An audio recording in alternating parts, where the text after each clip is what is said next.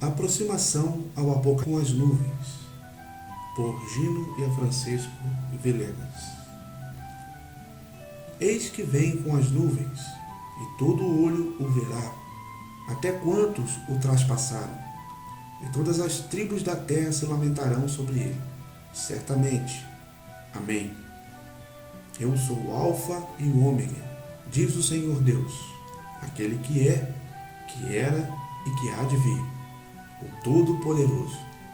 Apocalipse 1, 7 e 8. O Pantocrátor, Pancreator, Criador de todas as coisas, ou o Todo-Poderoso. Vamos nessa noite, irmãos, continuar com a ajuda do Senhor o estudo que temos começado do livro do Apocalipse. Estamos no primeiro capítulo, Apocalipse capítulo 1. Dessa vez chegamos ao versículo 7. Da vez passada vimos a apresentação de Deus por Cristo, por seu anjo a João, às igrejas. E então vimos como João louvava ao que nos amou e nos fez reino e sacerdotes para Deus seu Pai. E por isso é que diz ali no final do verso 6, a ele a glória e o domínio. Aqui vemos claramente, poderíamos dizer, com todo descaramento, dando glória ao Filho naquele tempo, onde Israel somente conhecia a Deus no Pai, mas não havia conhecido a Deus no Filho. E aqui João é um dos que mais claramente confessa a divindade do Filho. Assim começa seu evangelho. No princípio era o Verbo, e o Verbo era com Deus, e o Verbo era Deus. João 1:1. Em sua primeira carta diz: mas sabemos que o Filho de Deus tem vindo e nos tem dado entendimento para conhecer ao que é verdadeiro, e estamos no verdadeiro, em seu Filho Jesus Cristo. Este é o verdadeiro Deus e a vida eterna. 1 João 5:20. Ou seja, o Deus verdadeiro, o único Deus verdadeiro, o Pai, é conhecido por meio do Filho. No Filho conhecemos ao Pai. Não se pode conhecer o Pai sem o Filho. E aqui também em Apocalipse, assim como no Evangelho e na Epístola, agora diz: a ele seja a glória, vem falando do Filho, e o domínio pelos séculos dos séculos. Amém. E então, tendo nossa atenção nele, confessa o seguinte: antes de explicar o que lhe passava na ilha de Patmos, que vai começar a dizer desde o verso 9, ele está tão embebido naquele a quem viu e em cujo nome está falando e a quem está glorificando, que diz: eis que vem com as nuvens, e todo olho o verá, até quantos o traspassaram, e todas as tribos da terra se lamentarão sobre ele. Certamente. Amém. Então Deus, o Pai, fala por João e diz: eu sou o Alfa e o Ômega, diz o Senhor Deus, o que é e que era e que há de vir. Pantocrátor, o Todo-Poderoso.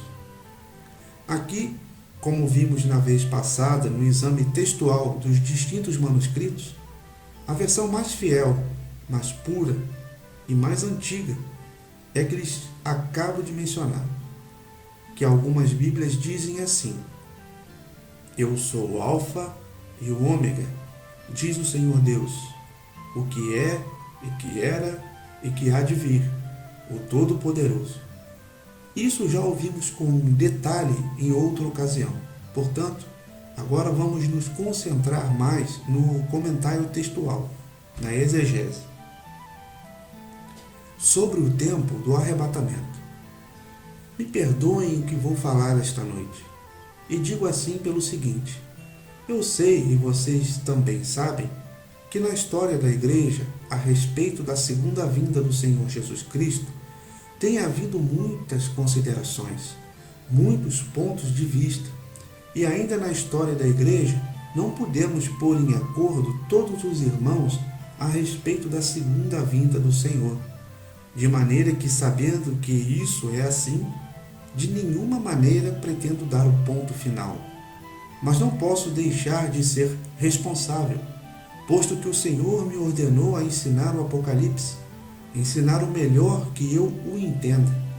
Assim que rogo que vocês não me sigam, e sim que sigam a Bíblia mesmo. O que eu lhe digo, você não coma inteiro, senão julgue por meio do Espírito Santo, a ver se é assim ou não é assim.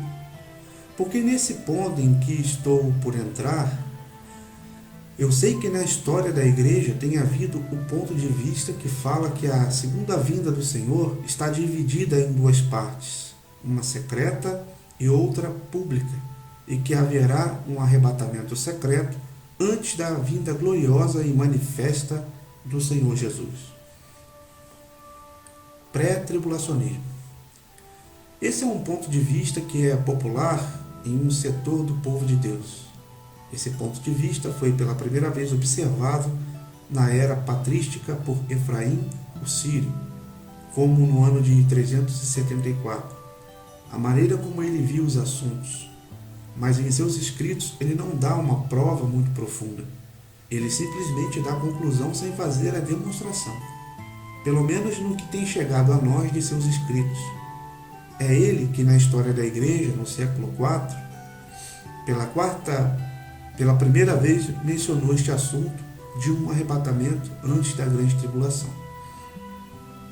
Depois, já pelo ano de 1754, um pastor batista chamado John Gill foi o segundo que expressou esse ponto de vista de um arrebatamento antes da tribulação, em um comentário extenso que ele fez sobre todo o Novo Testamento.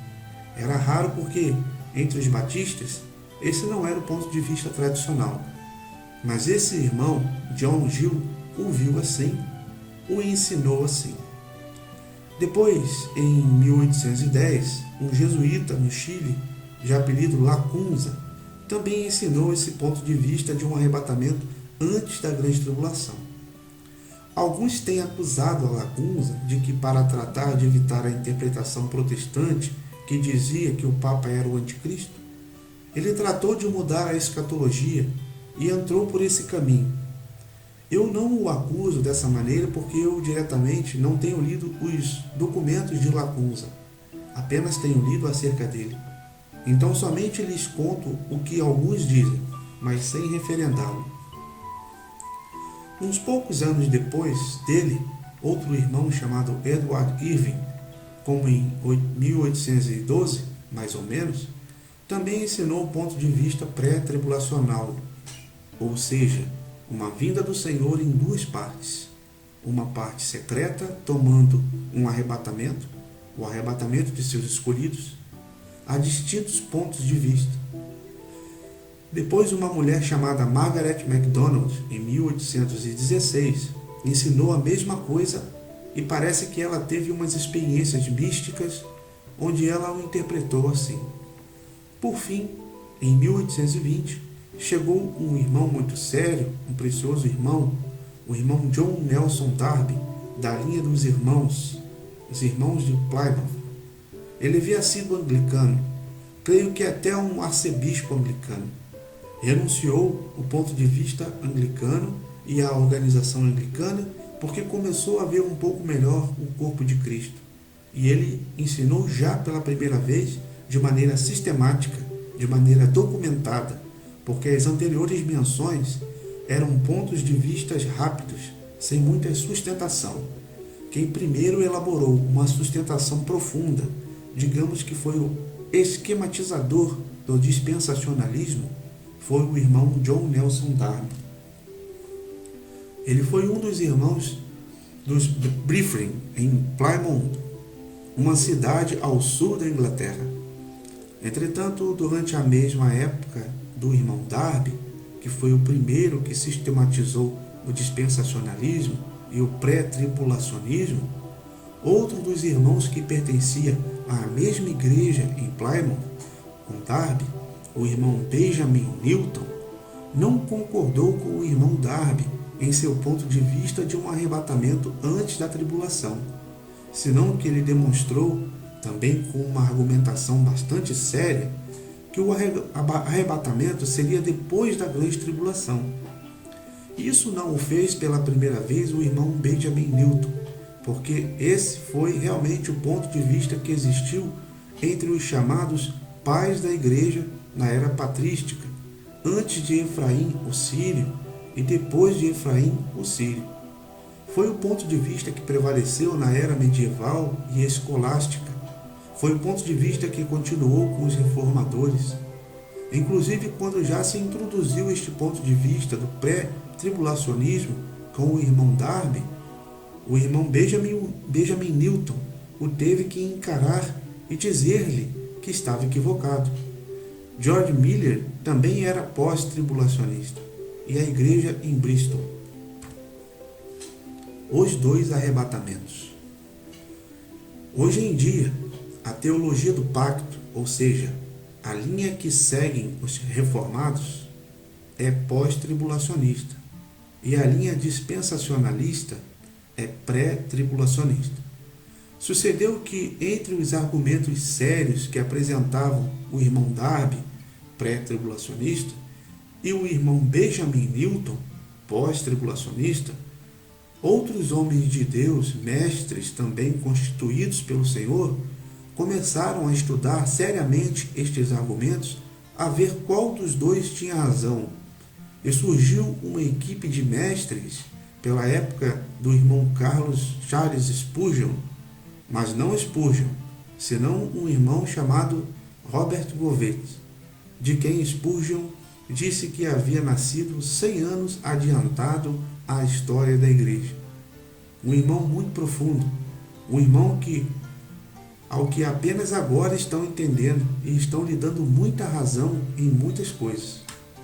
O irmão Robert Govet, junto com o irmão G.H. Pember, junto com eles o irmão D.M. Penton, e os últimos dos teólogos dessa escola, o irmão Lang, entre eles, ante o argumento de uns e outros, concluíram que havia dois arrebatamentos, um antes da tribulação e outro depois da tribulação, um para as primícias, ou vencedores, e outro para o resto dos cristãos salvos, que não alcançaram a ser vencedores, como os primeiros. Esse ponto de vista surgiu ao redor do século XIX a XX. Os irmãos Govet, Pember, Penton e Lang, este último já entrado no século XX, apresentaram um terceiro ponto de vista. O primeiro, que é o pós-tribulacionista, que é o que aparece nos documentos da igreja primitiva, desde a Didaquê, no primeiro século, como interpretação do Novo Testamento, e também a patrística, os escolásticos, os reformadores e várias denominações, especialmente a linha reformada, e alguns presbiterianos, têm tomado o ponto de vista pós-tribulacionista. Logo, o ponto de vista pré-tribulacionista, desde Darby para cá, mas com as raízes não muito profundas, que havia mencionado de Efraim, o Sírio, John Gill, Lacunza, Edward Irving, Margaret MacDonald e John Nelson Darby. O ponto de vista de Darby passou a Scofield. Então Scofield escreveu umas anotações à Bíblia que foram muito populares, e dessa maneira o ponto de vista pré-tribulacionista passou a muitas denominações. Logo, quando morreu Scofield, lhe sucedeu o irmão Lewis Sperry Chafer, quem fundou o seminário fundamentalista de Dallas, e escreveu uma teologia sistemática e outros vários livros com um ponto de vista dispensacionalista que havia recebido de Darby e depois de Scofield. E assim, nesse seminário de Dallas, se formaram muitos pastores de denominações, e então o ponto de vista dispensacionalista no século XX começou a estender-se. A Lewis Sperry Chafer sucedeu John F. Arwood, que seguiu o mesmo ponto de vista pré-tribulacionista, e aí as Assembleias de Deus tomaram esse ponto de vista. Depois, outros professores famosos, ultimamente com o irmão Charles Ray e o irmão J. Dwight Pentecost, são os mais caracterizados expositores do ponto de vista pré-tribulacionista. Alguns desses autores os tenho lido com cuidado, a outros somente os conheço de maneira mais leviana. Creio que a obra de onde melhor se expressa o ponto de vista pré-tribulacionista é Eventos do Porvir, de J. Dwight Pentecost. O estudei minuciosamente, com sinceridade. Claro que tenho que ser sincero. Em alguns pontos não tenho paz do Espírito Santo em meu espírito para concordar em tudo com eles. E por isso tenho que contar-lhes esta história, estas distintas escolas, para que vocês saibam que isso existe entre os filhos de Deus. Somos irmãos. Todos temos o direito de examinar a palavra, expor o que vemos, fazê-lo em amor, fazê-lo sem má discussão, fazê-lo com sinceridade, ouvirmos mutuamente, examinar os argumentos de uns e de outros. O ponto de vista de Darby passou para a China, ao sul da China, de onde estava o irmão Watchman Nee, no século XX. Ele, em sua juventude, adotou o ponto de vista pré-tribulacionista de Darby. Ele tinha em grande estima ao irmão Darby. Nee escreveu em sua juventude um estudo sobre o Apocalipse chamado Vem, Senhor Jesus, que a editorial Clear o tem publicado. E nele apresenta um ponto de vista pré-tribulacionista. Depois, com o tempo, ele modificou seu ponto de vista e, em um livro posterior que se chama A Igreja Gloriosa, ele passou do ponto de vista de Darby ao ponto de vista dos dois arrebatamentos, ou seja, ao ponto de vista de Gouvet, Pember, Fenton e Lang.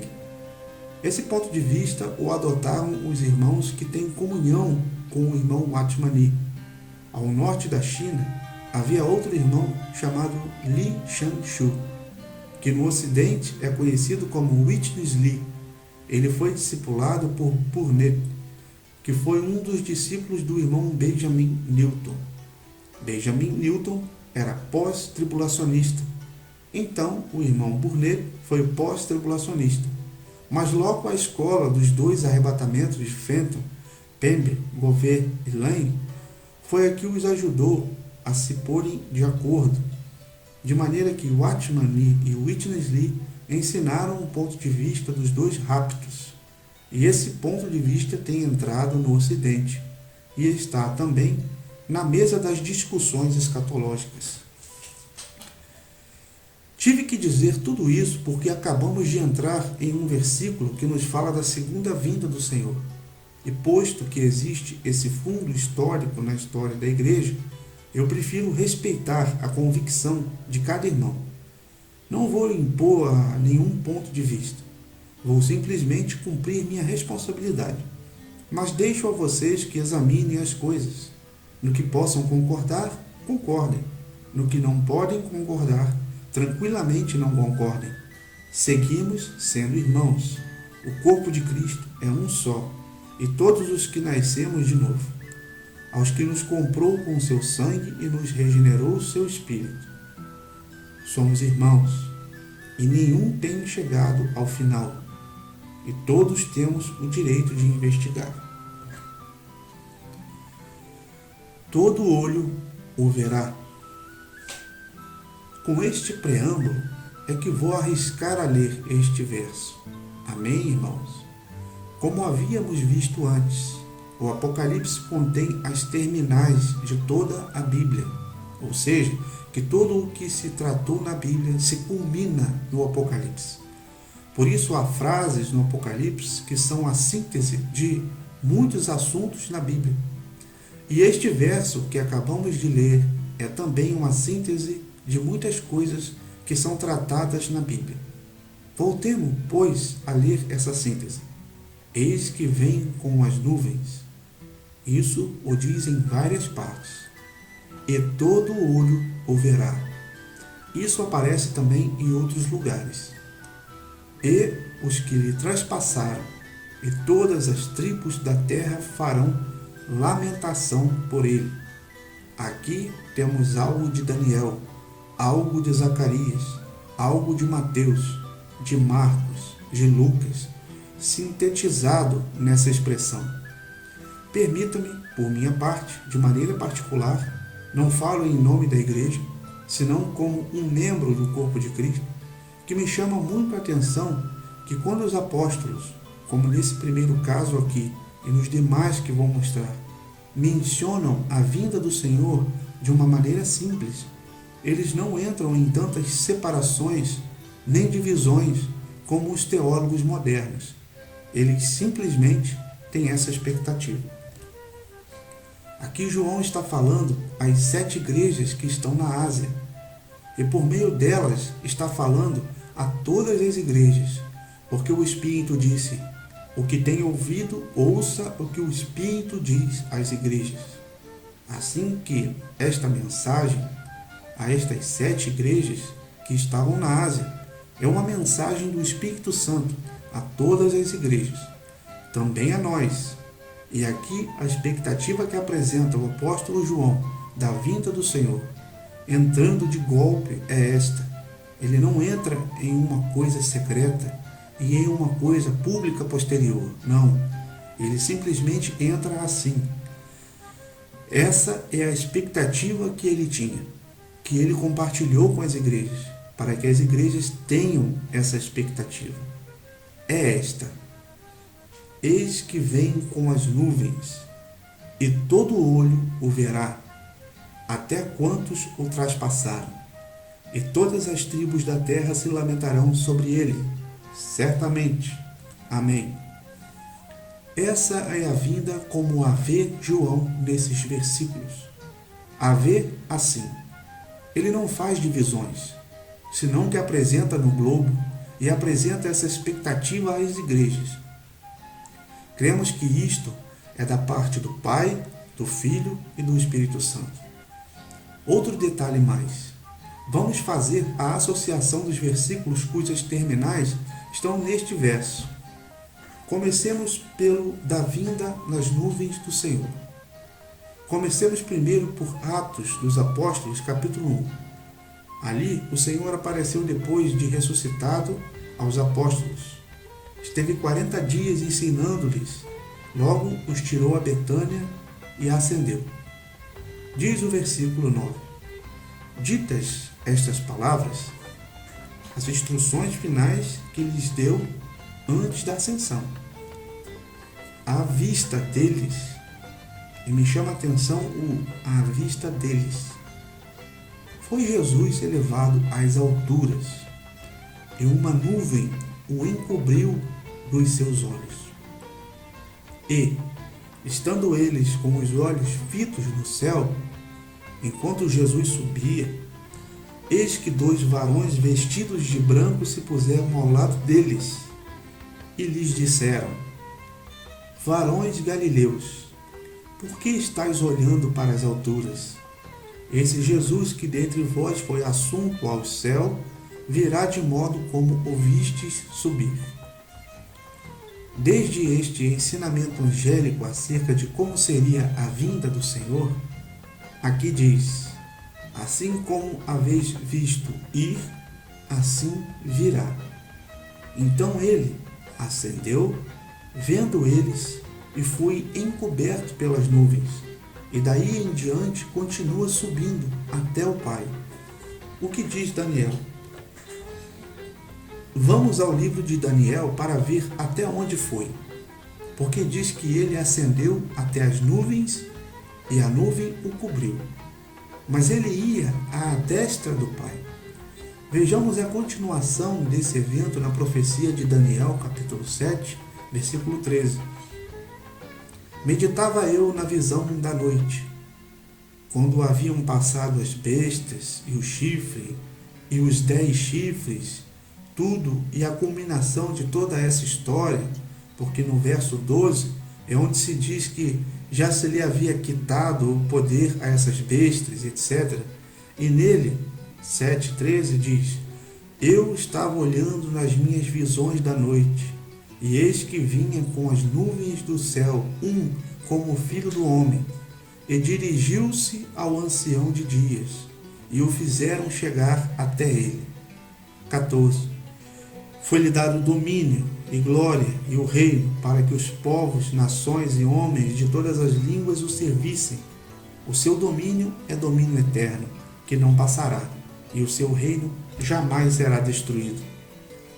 Fixem-se em que aqui aparece o Filho do Homem nas nuvens, mas não vindo até nós, senão apresentando-se ao Pai. Ou seja, quando o Senhor ascendeu, o ocultou uma nuvem, porque ele ia. Mas onde ia? À destra do Pai. Aqui vemos que o Filho do Homem veio nas nuvens e chegou até o ancião de dias, ou seja, o Pai, e ali foi onde foi dado domínio. Depois consideraremos mais detalhes. Quando ele chega ao trono, e nada podia abrir o livro, e ele abre o livro. E no livro está a maneira como se vai ter todos os reinos da terra, porque assim culmina esse livro dos selos, onde está o programa dele, quando se assenta à destra do Pai para que todos os seus inimigos lhe sejam postos por estrado de seus pés. Todo esse programa, esse plano, estava em um livro selado, que nada ou ninguém podia abri-lo, mas ele ascendeu à destra do Pai, o único digno de abrir o livro. E no livro estava escrito o programa de Deus para que culminasse com o reino de Deus e de seu Cristo. Depois consideraremos isto em mais detalhe, mas isso era somente para o aspecto das nuvens. Já aparecerá ele vindo com as nuvens para tomar o reino com o Pai. Quando ele ascendeu e foi a receber o reino, a sentar-se à destra até que tudo lhe seja posto por estrado de seus pés.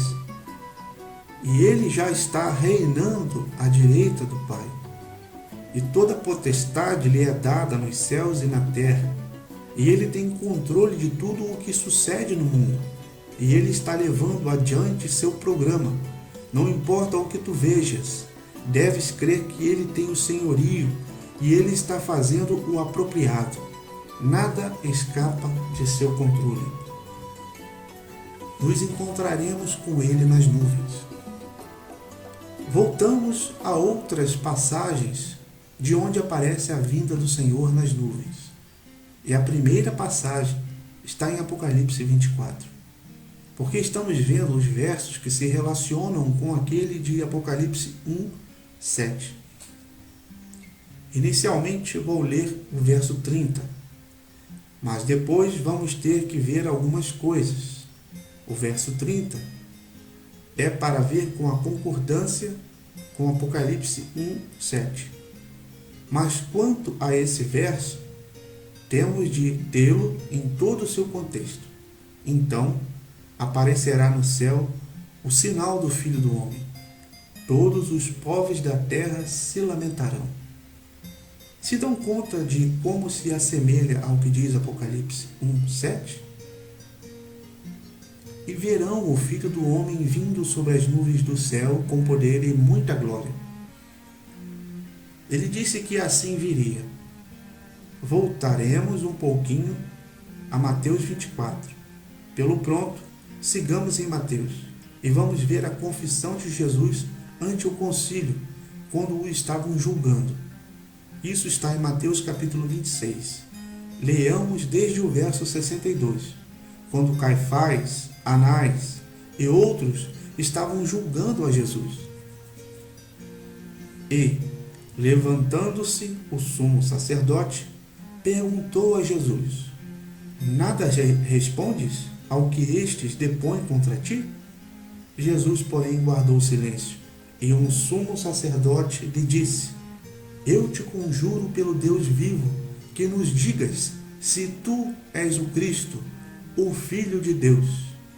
Respondeu-lhe Jesus: Tu o disseste. Entretanto, eu vos declaro que, desde agora, vereis o Filho do Homem assentado à direita do Todo-Poderoso, e vindo sobre as nuvens do céu. A respeito disso, da lamentação das tribos, vamos a Zacarias, capítulo 12. Está falando já do tempo do fim. E diz o versículo 10.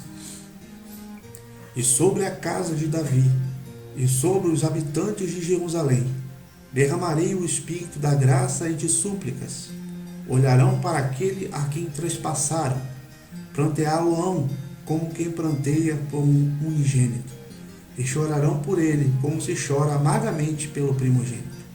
Naquele dia será grande o pranto em Jerusalém, como o pranto de Hadad-Rimon, no vale de Megiddo. A terra planteará, cada família à parte, a família da casa de Davi à parte, e suas mulheres à parte, a família da casa de Natã à parte, e suas mulheres à parte, a família da casa de Levi à parte, e suas mulheres à parte, a família dos Simeitas à parte, e suas mulheres à parte, todas as mais famílias, cada família à parte, e suas mulheres à parte. O que diz aqui, em muitos detalhes, está resumido ali em Apocalipse 1:7, onde diz: e todas as tribos da terra se lamentarão sobre ele.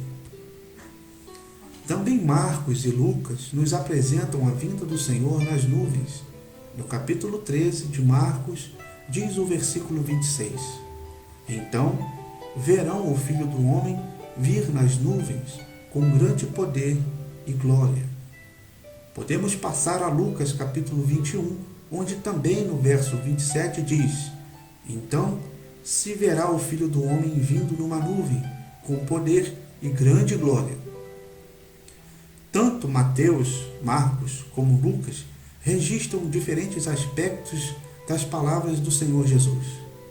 Se tu vês em Marcos, também aparece a mesma confissão de Jesus ante o concílio, como lemos em Mateus, e também se vê em Lucas, assim que por agora não vamos ler o de Marcos, nem o de Lucas, mas vocês podem depois revisar. Isto é o que se diz, é o que se nos diz aqui da vinda do Senhor nas nuvens. Outra passagem onde se fala da vinda do Senhor nas nuvens, já nos apóstolos, está em 1 Tessalonicenses 4,14 em diante. Pois, se crermos que Jesus morreu e ressuscitou, assim também Deus, mediante Jesus, trará em sua companhia os que dormem.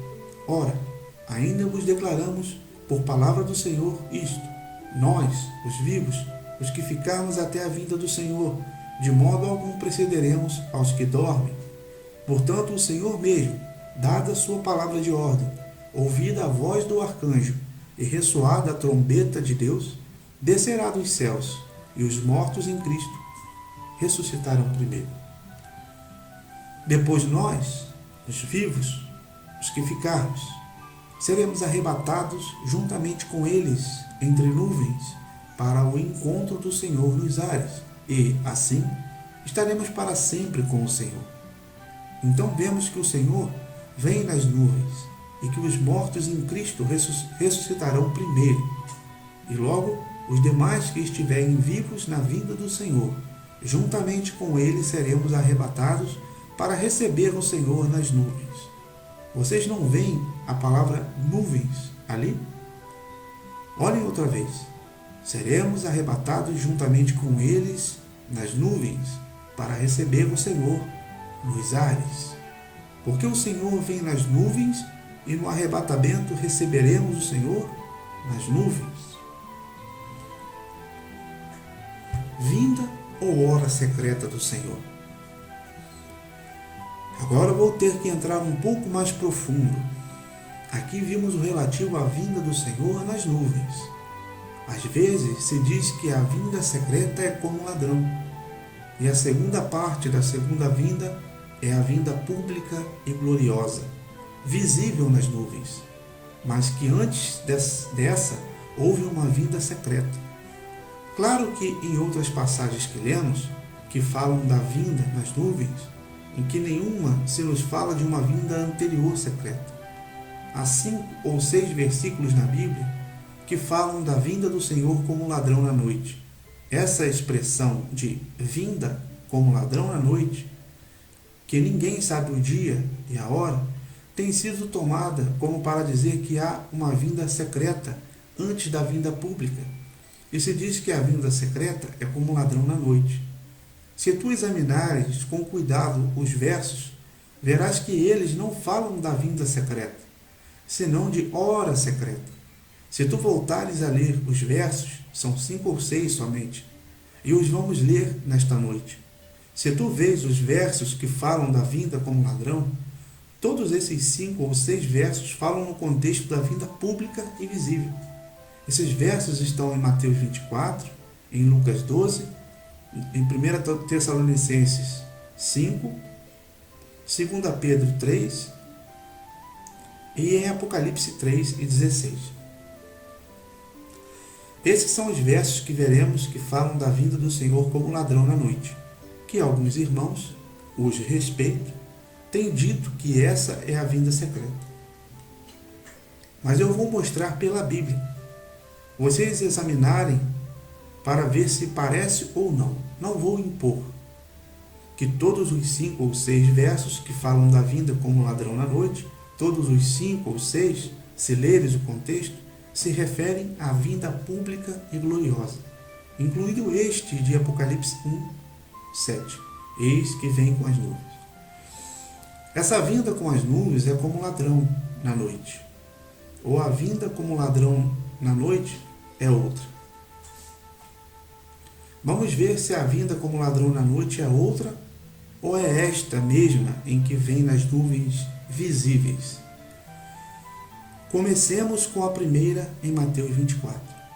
As 5 passagens são Mateus 24, anotem, por favor, para que voltem a ler em todo o seu contexto. Lucas 12, 1 Tessalonicenses 5, 2 Pedro 3 e Apocalipse 3 e 16. Veremos os versículos um por um. Comecemos por Mateus 24. Aqui tenho o texto em grego para que os irmãos possam revisar depois no grego. Mateus 24, comecemos desde o versículo 3, porque temos que ler o que diz o Senhor em seu contexto. No Monte das Oliveiras, achava-se Jesus assentado. Quando se aproximaram dele os discípulos, em particular, e lhe pediram: dize-nos, quando sucederão estas coisas e que sinal haverá da tua vinda e da consumação do século? Ele acaba de dizer sobre Jerusalém, aquele muro que eles lhe diziam: olhe que pedras! E ele contestou: não ficará aqui pedra sobre pedra. Isso era uma das coisas que sucederiam, mas não só isso. Eles dizem: quando serão estas coisas? Ou seja, a destruição de Jerusalém e do templo. E que sinal haverá da tua vinda? Podem revisar no grego para ver se a palavra é parousia ou epifania, porque alguns têm dito que a palavra parousia se refere à vinda secreta e a palavra epifania se refere à vinda pública. Mas se tu leres o grego, vais ver que parousia é usada na vinda pública. Nessa vinda que fala da vinda do Senhor nas nuvens, gloriosa, diz parousia. Então o argumento de que parousia se refere à vinda secreta não se pode sustentar à luz do grego. No contexto grego, todas as vezes que fala de parousia se refere à vinda do Senhor, inclusive pública e visível. E que sinal haverá da tua vinda e da consumação do século? E ele lhes respondeu: vede que ninguém vos engane, porque virão muitos em meu nome dizendo: eu sou o Cristo, e enganarão a muitos. E certamente ouvireis falar de guerras e rumores de guerras. Vede, não vos assusteis, porque é necessário assim acontecer, mas ainda não é o fim. Porquanto se levantará nação contra nação, reino contra reino, e haverá fomes e terremotos em vários lugares. Porém, tudo isto é o princípio das dores. Então, a quem está falando o Senhor aqui? Aos cristãos, à igreja. Quando um está em Cristo, já não é judeu nem gentio, antes era judeu ou gentio, Mas quando Cristo morreu, já não há judeu, nem gentio, nem bárbaro, nem cita, nem varão, nem mulher, senão que Cristo é tudo em todos. Por favor, sigam suas Bíblias, não me sigam, para que não seja que eu me equivoque e vocês comigo. Sendo assim, vigiem-me. A igreja e a tribulação. Então, está falando o Senhor Jesus aos cristãos, aos seus, os entregarão à tribulação. Muitos dizem, tranquilo, irmão, vocês não vão passar por isso, vocês não vão sofrer nada. Mas quantos têm sofrido tribulação já nestes 21 séculos? Sereis odiados de todas as nações por causa do meu nome. Nesse tempo, muitos hão de se escandalizar, trair e odiar uns aos outros. Levantar-se-ão muitos falsos profetas e enganarão a muitos. E, por se multiplicar a iniquidade, o amor se esfriará de quase todos. Aquele, porém, que perseverar até o fim, esse será salvo. E será pregado este evangelho do reino por todo o mundo, para testemunho a todas as nações. Então virá o fim. Quando? Portanto, quer dizer que isto que vai dizer, a continuação, está relacionado com o que vinha dizendo até aqui. E está falando aos cristãos. Alguns dizem, ele está falando aos judeus. Não, ele está falando aos cristãos que creem em Cristo. Já não há judeu nem gentio. Quando, pois, virdes o abominável da desolação, assim é que o Senhor está dizendo a seus discípulos, que no fim viria a abominação desoladora. Alguns pensariam que não iam haver, mas aqui o Senhor não diz que alguns não. Aqui diz, quando vires, está falando a instrução normal.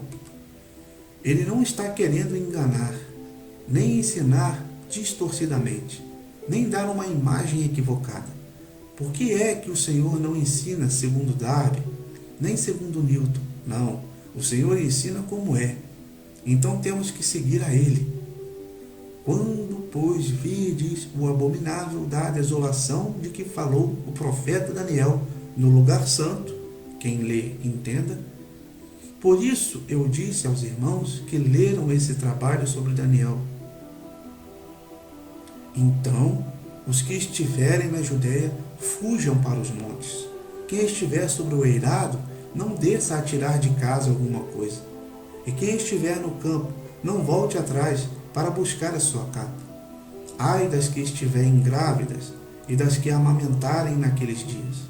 Orai para que a vossa fuga não se dê no inverno, nem no sábado. No ano 70, quando chegou Tito e tomou a cidade, começou o cumprimento dessas coisas. Não se cumpriu tudo, mas começou o cumprimento, porque Daniel dizia no capítulo 9, depois da profecia das 70 semanas, dizer que quando tirassem a vida do Messias, o príncipe de um povo que viria, destruiria a cidade e o santuário. E isso foi Roma. Esse é esse príncipe. Quando Vespasiano era imperador, Tito veio e tomou Jerusalém, e começou a se cumprir esta profecia. Mas não se cumpriu tudo. O Senhor falou de várias coisas que teriam que acontecer, mas não falou do momento exato, da hora e dia. Isso ninguém pode falar, porque Jesus disse, nem os anjos sabem, só o Pai. Então diz, porque neste tempo haverá grande tribulação, como desde o princípio do mundo até agora não tem havido, e nem jamais haverá. Quando diz, nem haverá, já se está dando conta alguém, de que não está se referindo somente ao ano 70, senão à grande tribulação final, a última grande tribulação. Claro, no ano 70 algo se cumpriu, mas ele não estava falando só para o ano 70, porque ele estava falando não só de quando seriam aquelas coisas, senão quando será sua vinda e o fim do século. Como eles não sabiam, lhe perguntaram tudo junto e ele contestou tudo junto. Mas uma parte corresponde à queda de Jerusalém e outra parte corresponde ao anticristo, à abominação desoladora. E por isso fala aqui da grande tribulação, que não haverá outra, ou seja, que aquela do ano 70 não é essa. Ainda que aquele é um início, um princípio, mas a definitiva e a última, que já não haverá outra igual. Segue dizendo: não tivessem aqueles dias sido abreviados, ninguém seria salvo, mas, por causa dos escolhidos, tais dias serão abreviados. Então, se alguém vos disser, eis aqui o Cristo, ou ei-lo ali, não acrediteis, porque surgirão falsos cristos e falsos profetas, operando grandes sinais e prodígios para enganar, se possível, os próprios eleitos. Vede que vos tenho predito. Portanto, se vos disserem, eis que ele está no deserto, não saiais. Ou, ei-lo no interior da casa, não acrediteis. Porque, assim como o relâmpago sai do Oriente e se mostra no Ocidente, assim há de ser a vinda do Filho do Homem. Onde estiver o cadáver, aí se ajuntarão os abutres. Logo em seguida, fixem-se por favor nessa frase aqui, depois da tribulação daqueles dias, não antes da tribulação, por favor, o sol escurecerá, e a lua não dará sua claridade, e as estrelas cairão do firmamento, e os poderes dos céus serão abalados. Então aparecerá no céu o sinal do Filho do Homem. Todos os povos da terra se lamentarão, e verão o Filho do Homem vindo sobre as nuvens do céu, com poder e muita glória. Vejam como o Senhor responde ao assunto de sua vinda. Assim é que a responde, e não tem terminado de responder. Segue falando o Senhor nesse contexto. Não tome um versículo isolado do contexto. E ele enviará os seus anjos com grande clangor de trombeta, os quais reunirão os seus escolhidos dos quatro ventos, de uma a outra extremidade dos céus. Não só na terra, senão do céu. Porque os santos que haviam morrido com Cristo estavam esperando a ressurreição e virem com ele. Por isso diz, de uma a outra extremidade dos céus. E nesse contexto diz, aprendei, pois, a parábola da figueira. Quando já os seus ramos se renovam e as suas folhas brotam, sabeis que está próximo o verão. Assim também vós, quando virdes estas coisas, incluída a abominação desoladora, perseguição dos santos, tribulação daqueles dias, sabei que está próximo às portas. Todavia, não tem vindo, e diz, depois da tribulação segue dizendo mais, em verdade vos digo que não passará esta geração sem que tudo isso aconteça. A primeira geração viu a queda de Jerusalém, e a geração que verá o final será uma só também. Passará o céu e a terra, porém as minhas palavras não passarão. Mas a respeito daquele dia e hora, mas quer dizer que está ainda falando dessa vida gloriosa e visível, mas é a respeito daquela, ou senão, não diria mais. Ninguém sabe, nem os anjos dos céus, nem o Filho, senão o Pai. Porque assim como foi nos dias de Noé, também será a vinda do Filho do Homem. Porquanto, assim como nos dias anteriores ao dilúvio, comiam e bebiam, casavam e davam-se em casamento, até o dia em que Noé entrou na arca. E não o perceberam, senão quando veio o dilúvio e os levou a todos. Assim será também a vinda do Filho do Homem. Notem que está falando de juízo, da vinda pública, depois da tribulação daqueles dias. Então, vejam o verso, não antes. 2 estarão no campo, um será tomado e deixado o outro. Esse é o arrebatamento. Fixem-se em que o contexto aparece o arrebatamento. Não leiam esse versículo isolado, Leia no contexto do ensinamento integral. Então dois estarão no campo, um será tomado e deixado o outro. Duas estarão trabalhando no moinho, uma será tomada e deixada a outra. Porquanto, vigiai, porque não sabeis em que dia vem o vosso Senhor. De que vinda está falando aqui? Da que tem vindo falando durante todo o capítulo. E nesse contexto diz: mas considera isto, se o pai de família soubesse que horas viria o ladrão, vigiaria e não deixaria que fosse arrombada a sua casa. Ou seja, que o contexto da vinda como ladrão é no contexto todo do capítulo 24 da vinda gloriosa. Eu estou lendo assim, não sei você como ler. Eu deixo ler como queira, mas lhes agradeço que me permitam lê-lo. Por isso, ficai também vós apercebidos. Vós, a igreja, os cristãos, os seus discípulos, seus apóstolos. Por isso, está relacionando tudo com tudo. Por isso, ficai também vós, não só os de fora, também vós, os próximos. Porque a hora em que não cuidais, o Filho do Homem virá. Quem é, pois, o servo fiel e prudente a quem o Senhor confiou os seus conservos para dar-lhes o sustento a seu tempo? Bem-aventurado aquele servo a quem seu Senhor, quando vier, achar fazendo assim. Em verdade vos digo que lhe confiará todos os seus bens.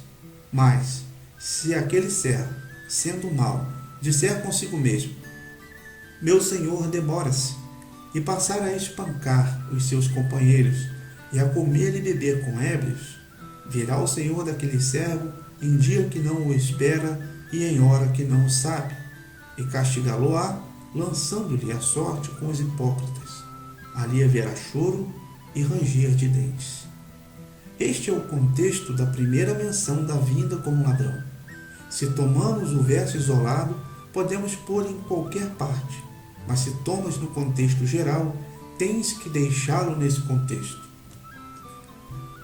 A vinda como ladrão em Lucas e Tessalonicenses. A segunda menção que aparece em outro contexto, em Lucas 12, 35, 40, ali há outra citação em que o Senhor fala da vinda como ladrão. Estamos lendo todos os versículos bíblicos que falam da vinda como ladrão, para que vejam o contexto e para que o interpretemos em seu contexto. Lucas 12, 35. Cingido esteja o vosso corpo, e acesas as vossas candeias. Sede vós semelhantes a homens que esperam pelo seu Senhor, ao voltar ele da festa de casamento, para que quando vier e bater a porta, logo lhe abra. Quem são estes vós? Os apóstolos. Ele está falando aos seus e diz: bem-aventurados aqueles servos a quem o Senhor, quando vier, os encontre vigilantes. Em verdade vos afirmo que ele há de cingir-se, dar-lhes lugar à mesa e, aproximando-se, os servirá. Quer ele venha na segunda vigília, quer na terceira, bem-aventurados serão eles, se assim os achar. Sabei, porém, isto: se o pai de família soubesse a que hora haveria de vir um ladrão, vigiaria e não deixaria arrombar a sua casa. Ficai também vós apercebidos, porque a hora em que não cuidais, o Filho do Homem virá. A hora é secreta, mas a vinda se notará. Esse é o segundo versículo em seu contexto, onde aparece a vinda como ladrão. E vocês veem que é parecido ao que lemos em Mateus, ainda que nesse contexto. Vamos à terceira menção da vinda como ladrão, agora em 1 Tessalonicenses capítulo 5. Notemos que no 4, que já lemos a respeito da sua vinda nas nuvens e do arrebatamento, mas que não precederíamos a ressurreição dos mortos, vinha falando daquela vinda que o receberíamos nos ares, para estar sempre com ele. Então Paulo, nessa carta, tem uma expectativa conforme o ensinamento de Jesus. E vejam uma coisa, a expectativa de Paulo deve ser também a expectativa nossa. Ele disse: "Os digo isto em palavras do Senhor." Paulo está falando à igreja dos Tessalonicenses. Ele não está falando aos derrotados. Ele não está se pondo entre os derrotados. Não fala de outros especiais que se vão antes. Mas nós, os derrotados, não. Ele está falando à igreja. Ele não tinha esses problemas, porque essas discussões não se haviam dado ainda no tempo de Paulo. Ele tinha a tradição fresca de Jesus. Então, em 1 Tessalonicenses 3, 12 e 13, vejam o que Paulo diz à igreja. Aos mesmos que fala no capítulo 4 do arrebatamento, no 5 da vinda do Senhor Jesus como ladrão. Aos mesmos lhe diz no capítulo 3 o que diz nos versos 12 e 13. Notem que Paulo, às mesmas pessoas, fala tudo. Ele não está falando a uns uma coisa e a outros outra coisa. Senão, aos santos diz a mesma coisa. Vejam o que Paulo diz em 1 Tessalonicenses 3, 12 e 13. E o Senhor vos faça crescer e aumentar no amor uns para com os outros e para com todos, como também nós para convosco, a fim de que seja o vosso coração confirmado em santidade, isento de culpa, na presença de nosso Deus e Pai, na vinda de nosso Senhor Jesus, com todos os seus santos. Paulo não está criando uma expectativa diferente à vinda com todos os santos. Dessa vinda é que Paulo está falando aqui. Dessa vinda com todos os santos. E para explicar como será essa vinda com todos os santos, então diz agora no capítulo 4, 13. Não queremos, porém, irmãos, que sejais ignorantes com respeito aos que dormem, para que não os entristecerdes como os demais, que não têm esperança. Pois, se cremos que Jesus morreu e ressuscitou, assim também Deus, mediante Jesus, essa é a vinda do Senhor Jesus com todos os santos. Trará em sua companhia os que dormem. Ora, ainda vos declaramos, referindo-se a isso, por palavra do Senhor, ou seja, não são minhas palavras, disse Paulo. Isso se eu vos digo, porque assim disse o Senhor. Isto, nós, os vivos, os que ficarmos até a vinda, e essa palavra é parousia, do Senhor, de modo algum precederemos os que dormem, porque o Senhor mesmo, dada a sua palavra de ordem, ouvida a voz do arcanjo e ressoada a trombeta de Deus, descerá dos céus, e os mortos em Cristo ressuscitarão primeiro. Por favor, vejam estes ensinamentos de Paulo pelo Espírito Santo. Ressuscitarão primeiro. Primeiro é a ressurreição dos santos, que morreram em Cristo, e então a transformação e reunião com eles. E diz, depois, nós, os vivos, os que ficarmos, seremos arrebatados juntamente com eles, entre nuvens, para o encontro do Senhor nos ares. Porque ele vem entre as nuvens.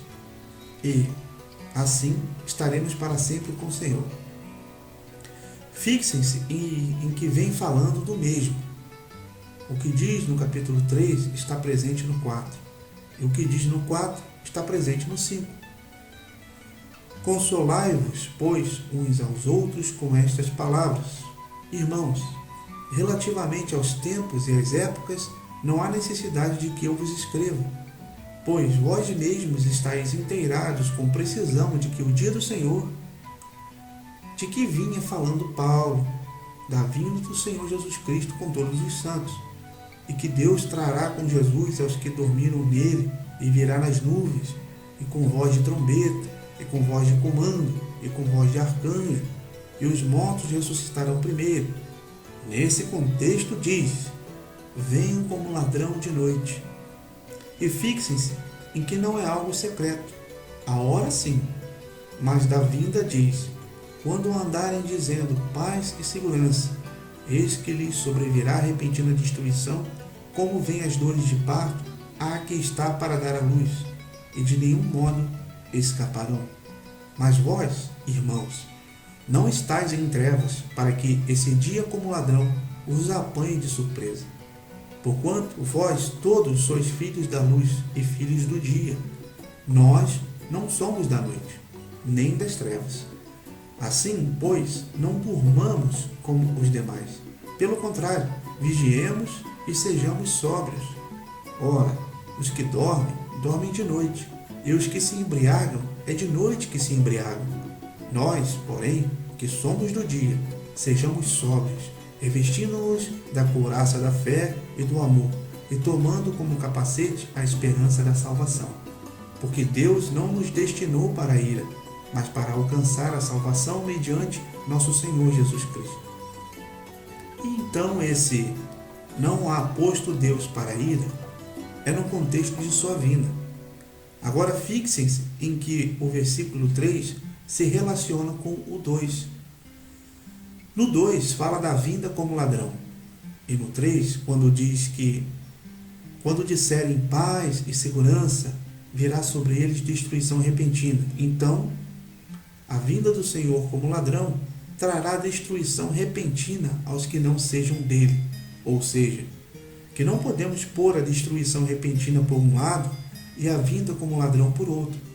Porque aqui Paulo junta o capítulo 3, a vinda do Senhor com os seus santos, o capítulo 4.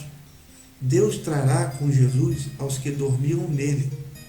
O Senhor com voz de arcanjo, com trombeta de Deus, etc. E haverá a ressurreição e a transformação e o arrebatamento, e nos encontraremos nas nuvens. Mas como será isso? É como um ladrão, inesperado, a hora é secreta. Mas quando suceder a destruição repentina, agora, isto não o diz só Paulo, o diz também Pedro. A vinda do Senhor relatada por Pedro e Apocalipse 16. Vamos a 2 Pedro capítulo 3. Estamos lendo todos os versículos que falam da vinda como ladrão, para que não o digamos em outro contexto, senão no contexto em que o falou o Senhor e seus apóstolos. 2 Pedro 3, 9 e 10. Fala da vinda como ladrão. E vejam como é a vinda como ladrão. Não é uma vinda secreta. O que é secreto é a hora. Isso é a surpresa. Isso é o que quer dizer como ladrão. O inesperado. Mas a vinda mesma, vejam como será. Versos 9 e 10. Não retarda o Senhor a sua promessa, como alguns a julgam demorada. Pelo contrário, ele é longânimo para convosco, não querendo que nenhum pereça, senão que todos cheguem ao arrependimento. Virá, entretanto, como ladrão, o dia do Senhor.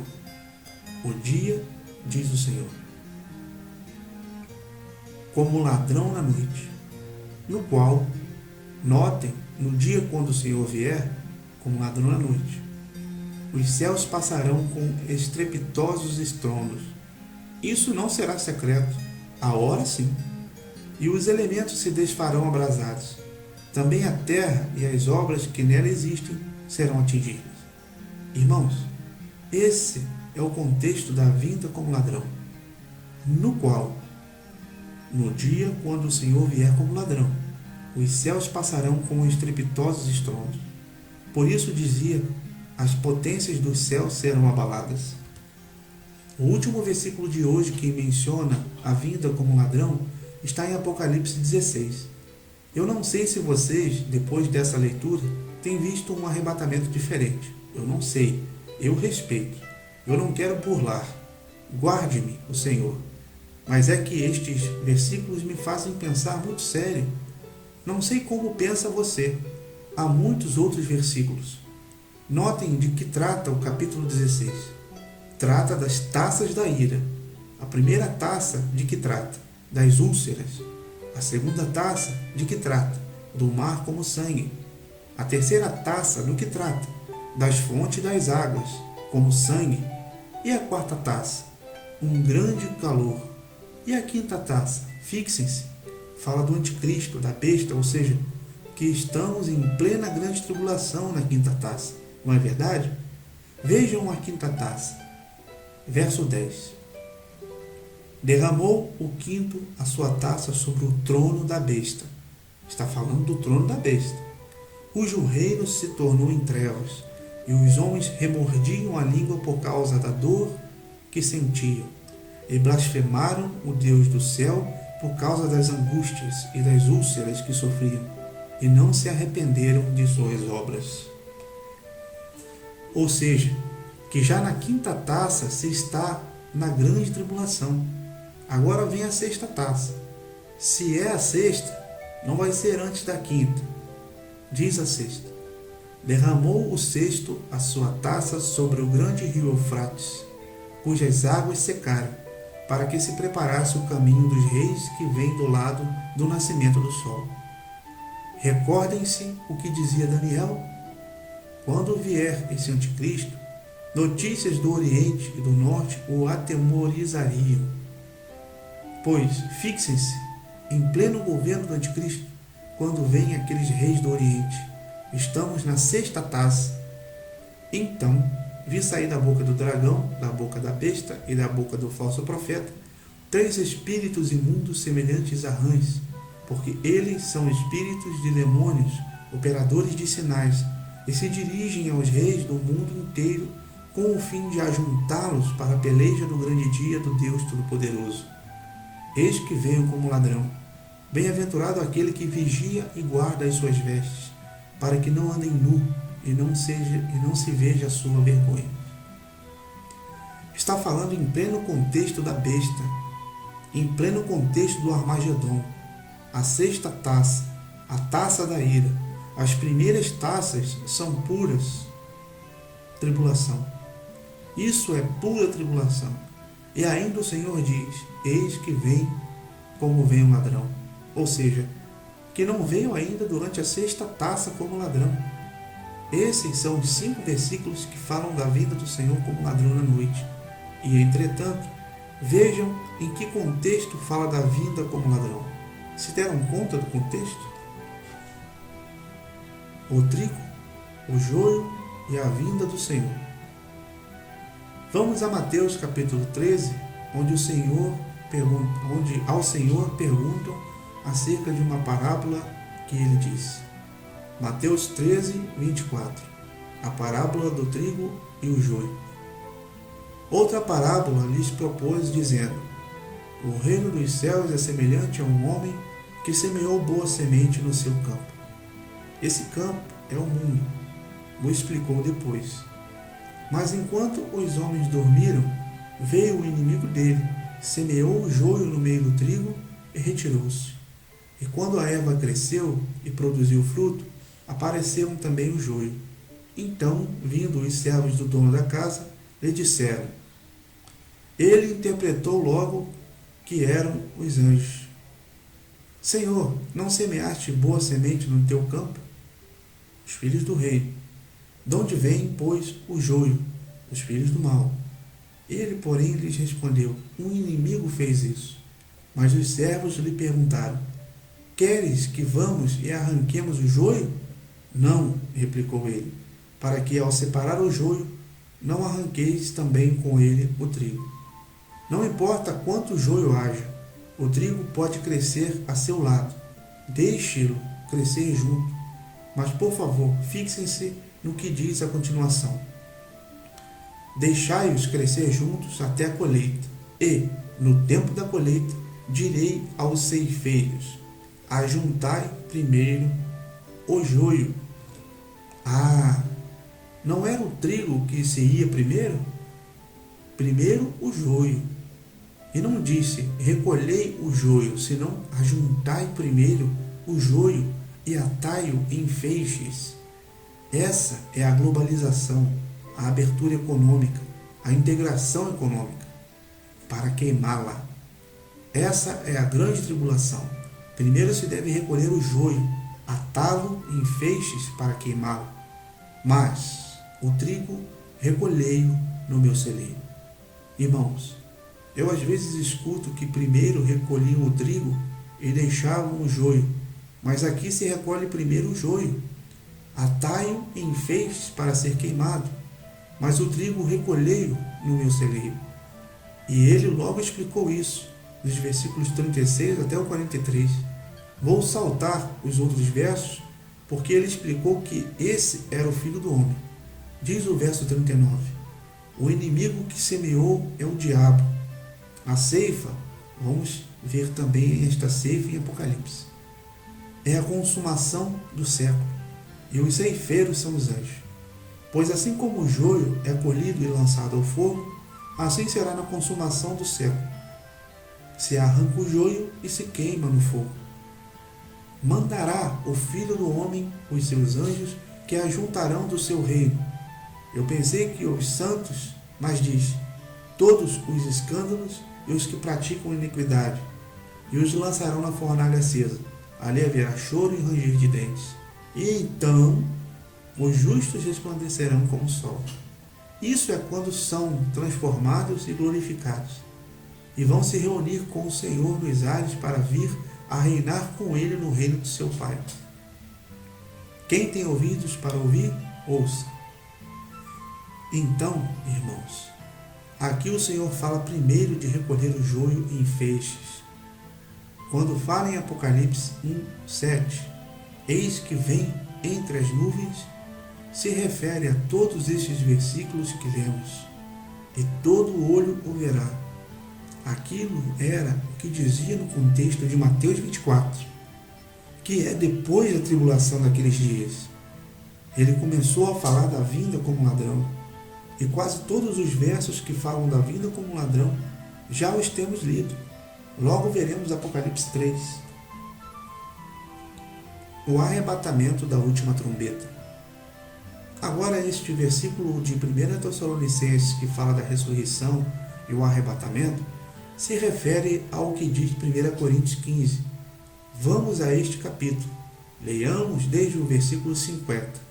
Notem que esta passagem se corresponde com o de 1 Tessalonicenses, capítulo 4, onde explica o do capítulo 3, a vinda do Senhor com os santos e o arrebatamento dos santos a receber ao Senhor nas nuvens, mas que primeiro ressuscitarão os mortos e logo nós seremos transformados. Isso mesmo em 1 Coríntios 15:50, que diz assim: isto afirmo, irmãos, que a carne e o sangue não podem herdar o reino de Deus, nem a corrupção herdar a incorrupção. Eis que vos digo um mistério: nem todos dormiremos, mas transformados seremos todos, num momento, num abrir e fechar de olhos, ao ressoar da última trombeta. A trombeta soará. Não o dizia também Tessalonicenses? Os mortos ressuscitarão incorruptíveis e nós seremos transformados.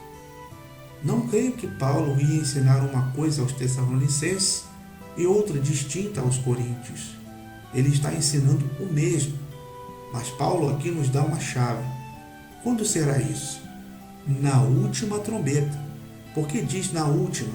Porque há outras trombetas, mas há uma última. Agora, onde aparecem na Bíblia as outras trombetas? Aparecem em Apocalipse. Em Apocalipse aparecem as 7 trombetas.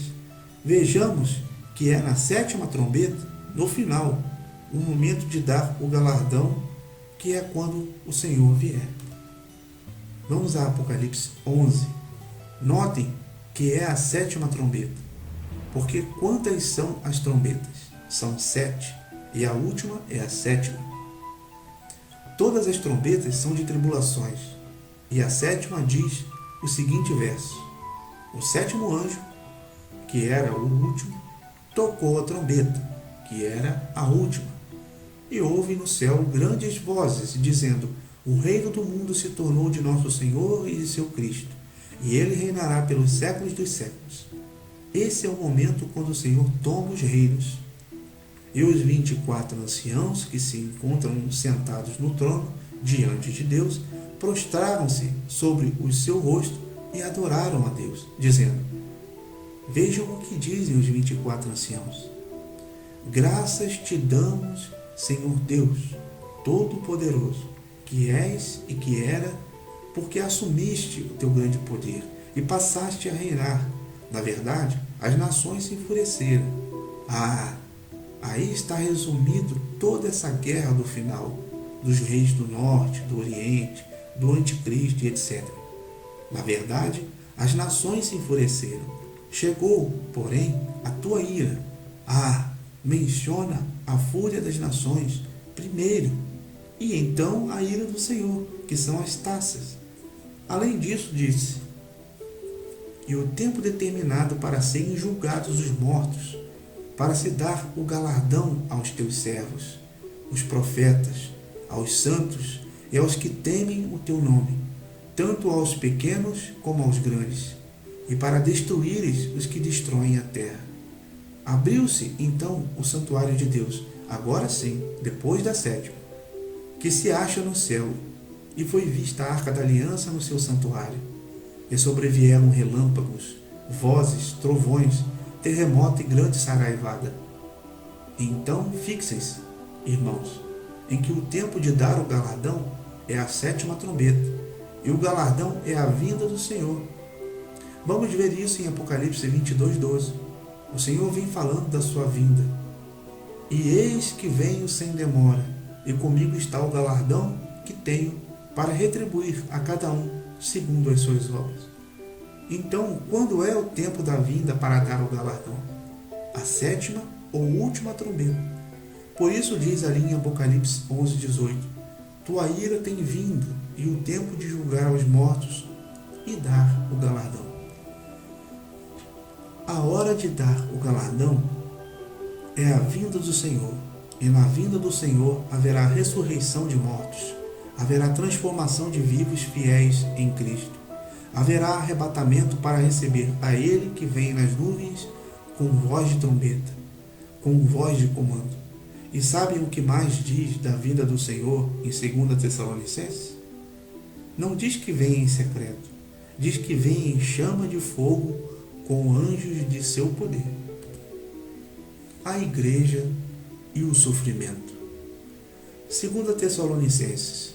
Não se pode ver tudo, mas vemos o que podemos. Aos mesmos que escreveu a primeira, escreveu a segunda, e não se vai contradizer no que disse na primeira vez, senão que os vai esclarecer, porque alguns podiam ter entendido mal. 2 Tessalonicenses 1:3. Por favor, irmãos, não me sigam, sigam suas Bíblias. Irmãos, cumpre-nos dar sempre graças a Deus no tocante a vós outros. Eram os mesmos de antes, os Tessalonicenses. Como é justo, pois a vossa fé cresce sobremaneira, e o vosso mútuo amor de uns para com os outros vai aumentando, a tal ponto que nós mesmos nos gloriamos de vós nas igrejas de Deus, à vista da vossa constância e fé, em todas as vossas perseguições e nas tribulações que suportais.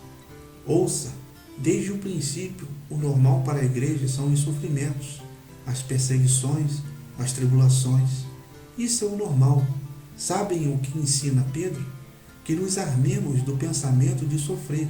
Diz Pedro: ora, tendo Cristo sofrido na carne, armai-vos também vós do mesmo pensamento. 1 Pedro 4:1. O que se passa aos que ensinam que não vai sofrer? O está desarmando, porque que Pedro diz que é que nos armemos do mesmo pensamento, a disposição de sofrer. O normal em toda a história da igreja é o sofrimento da igreja, a perseguição contra a igreja. A igreja em tribulação. E diz o verso 5: sinal, ou seja, as tribulações e perseguições que suporta a igreja, evidente do reto juízo de Deus, para que sejais conservados dignos do reino de Deus, pelo qual, com efeito, estáis sofrendo, se, de fato, é justo para com Deus que ele dê em paga tribulação aos que vos atribulam. Porque o mundo vai ser atribulado, porque o mundo atribula a igreja é atribulada pelo mundo, por isso o mundo é atribulado por Deus. E a vós outros, que sois atribulados, alívio juntamente conosco. Quando? Quando o Senhor nos vai dar repouso da sua tribulação. Quando? Quando do céu se manifestar. Não é secreto. O Senhor Jesus com os anjos do seu poder, em chama de fogo, tomando vingança, ao mesmo tempo que nos faz descansar da tribulação, a eles lhes retribui ao mesmo tempo. Quando? Quando se manifestar o Senhor Jesus desde o céu em chama de fogo, contra os que não conhecem a Deus e contra os que não obedecem ao Evangelho de nosso Senhor Jesus. Estes sofrerão penalidades de eterna destruição, banidos da face do Senhor e da glória de seu poder. Quando? Note esse quando outra vez. É ao mesmo tempo, vem falando do juízo, da retribuição contra os ímpios, e nesse mesmo quando vier, para retribuir a maldade a uns e recompensar a outros, para ser glorificado nos seus santos e ser admirado em todos os que creiam nele naquele dia. Essa é a transformação do corpo, porquanto foi crido entre vós o nosso testemunho. Por isso, também não cessamos de orar por vós, para que o nosso Deus vos torne dignos de sua vocação e cumpra com poder todo o propósito de bondade e obra de fé, a fim de que o nome do nosso Senhor Jesus seja glorificado em vós, e vós nele, segundo a graça do nosso Deus e do Senhor Jesus Cristo. Isso vinha dizendo Paulo, mas ele não pôs capítulos em seus escritos.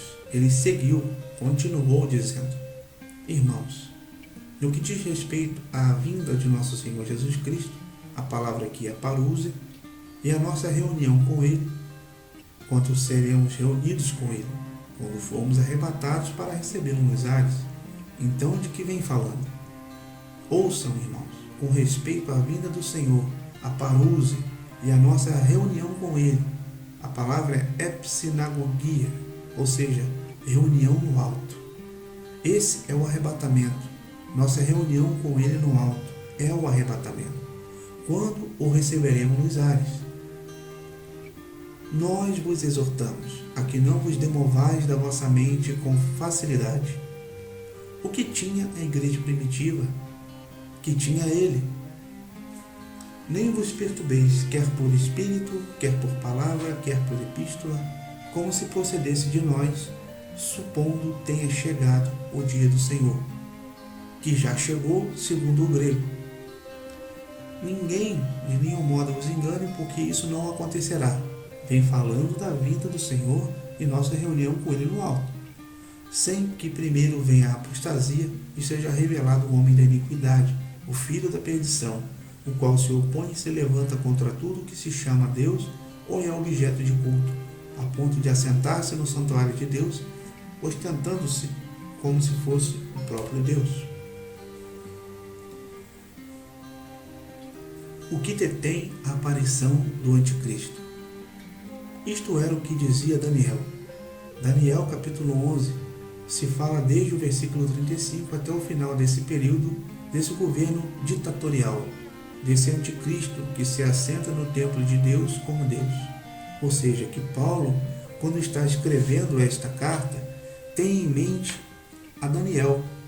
Os capítulos de Daniel 7, 8, 9, 10, 11, que falam desse anticristo, e nesse contexto, com o fundo de Daniel em sua mente, Paulo segue dizendo: Não vos recordais de que, ainda convosco, eu costumava dizer-vos essas coisas?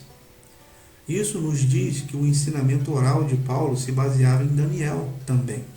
E é com o contexto de Daniel e com o contexto cuidadoso de Paulo, em meio do sistema romano, que Paulo fala das seguintes palavras misteriosas que alguns têm entendido mal. E agora sabeis o que o detém. Note que não é o quem, e sim o que. Não é o Espírito Santo, pois o Espírito Santo não é o que. Além do mais, é o Deus onipresente. E mesmo quando estivessem alguns sendo atormentados 5 meses, os que têm o selo do Deus vivo não vão ser atormentados. O selo do Deus vivo é o Espírito Santo, ou seja, que o Espírito Santo estará ali quando forem atormentados os homens. Não é o Espírito Santo o que será tirado. Ele não pode ser tirado, ele é onipresente. Diz o Salmo 139 que nem sequer no Seol se pode ser tirado o Espírito Santo. Para onde me ausentarei do teu espírito? Para onde fugirei da tua face? Se subo aos céus, lá estás. Se faço a minha cama no mais profundo abismo, lá estás também. O Espírito Santo não é tirado. Ele não vai falar de maneira irreverente. O que o detém não vai falar assim do Espírito Santo. Mas fixem-se de quem está falando. Veja que ele tem em conta o transfundo de Daniel. E agora sabeis o que o detém, para que ele seja revelado somente em ocasião própria. Com efeito, o mistério da iniquidade já opera e aguarda somente que seja afastado aquele que agora o detém. Então será de fato revelado o iníquo, a quem o Senhor Jesus matará com o sopro da sua boca e o destruirá pela manifestação de sua vinda, isto é, depois que se manifeste o iníquo. A respeito da vinda do Senhor e a nossa reunião com Ele, não vos deixeis demover facilmente, porque não virá sem que antes venha a apostasia e se manifeste o homem do pecado, o filho da perdição, se assente no templo de Deus. Paulo aprendeu isso em Daniel também. Agora, irmãos, o que detinha a presença do anticristo? Fixem-se em uma coisa. Ele fala de quando, a seu devido tempo, se manifeste. Ou seja, que o anticristo, esse homem iníquo, esse filho da perdição, tem um tempo devido. Ou seja, não pode vir antes de seu tempo. Porque o Senhor, em Daniel, mostrou a ordem dos tempos. Ele deu um tempo à Babilônia. Enquanto estava a Babilônia em pé, não podia vir Medo-Pérsia.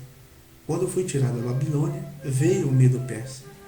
Quando estava a Medo-Pérsia, não podia vir Grécia. Mas quando foi tirada a Medo-Pérsia, então o anjo lhe disse: agora vou pelejar com o príncipe da Pérsia. Mas logo vai vir o da Grécia. Não podia vir o da Grécia porque estava o da Pérsia. Quando foi tirado o império persa, então se manifestou o império grego.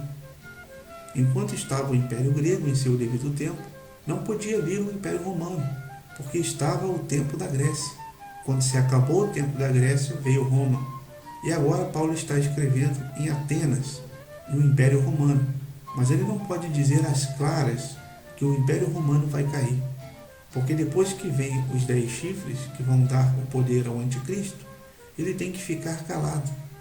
Em forma oral, ele podia dizer: não os recordeis do que ensinei a respeito de Daniel? Mas agora diz: mas vós sabeis o que agora o detém. Porque agora está o Império Romano. Enquanto está Roma, não pode vir o anticristo. Mas quando a seu devido tempo se manifeste, quando isto que o detém seja tirado do meio, porque a esta besta, que é como de ferro, lhe vão sair 10 chifres, e vai sair um chifre pequeno, que vai se fazer grande, mas ele não pode sair antes que se termine o tempo da besta de ferro, que é Roma.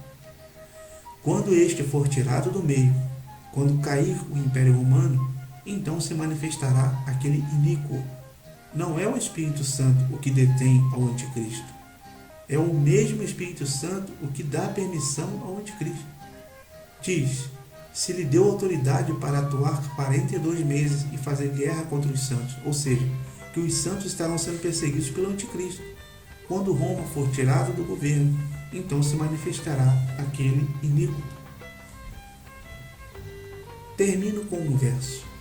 Em Apocalipse 24 em diante. Aqui vai começar o reino milenar. Vi também tronos, e nestes sentaram-se aqueles aos quais foi dada autoridade de julgar. Quem se sentarão a reinar com Cristo 1000 anos? Vi ainda as almas dos decapitados por causa do testemunho de Jesus, bem como por causa da palavra de Deus. E quem mais? Tantos quantos não adoram a besta, nem tampouco a sua imagem, e não receberam a marca na fronte e na mão. Ressuscitaram e viveram e reinaram com Cristo durante 1000 anos. Os restantes dos mortos não reviveram até que se completassem os 1000 anos. Essa é a primeira ressurreição. Então, irmãos, a primeira ressurreição são aqueles mártires que foram decapitados, inclusive os que no tempo da besta resistiram à besta, não adoraram sua imagem. Estes são os que reinarão 1000 anos, e essa é a primeira ressurreição. Então, como vai haver uma ressurreição anterior se esta é a primeira? Paulo dizia: não precederemos aos que dormem. Quem são os que dormiram? Todos os cristãos ressuscitaram primeiro e logo nós, e é o arrebatamento. Junto com eles receberemos ao Senhor nos ares. Mas aqui diz que a primeira ressurreição são estes mártires de Cristo. E os que venceram a besta, que não receberam sua marca, nem adoraram sua imagem. Então, irmãos, se esta é a primeira ressurreição, como haverá um arrebatamento anterior? Porque não pode haver um arrebatamento sem primeiro haver uma ressurreição, porque não precederemos aos que dormem. Os mortos em Cristo ressuscitarão primeiro, logo nós, os que vivemos. Juntamente com eles seremos arrebatados para receber ao Senhor nos ares. Eu pessoalmente não encontro lugar para um arrebatamento ou uma ressurreição anterior, porque esta é a primeira. Senão, diria a primeira, diz protos, a primeira. Vamos encomendar-nos ao Senhor.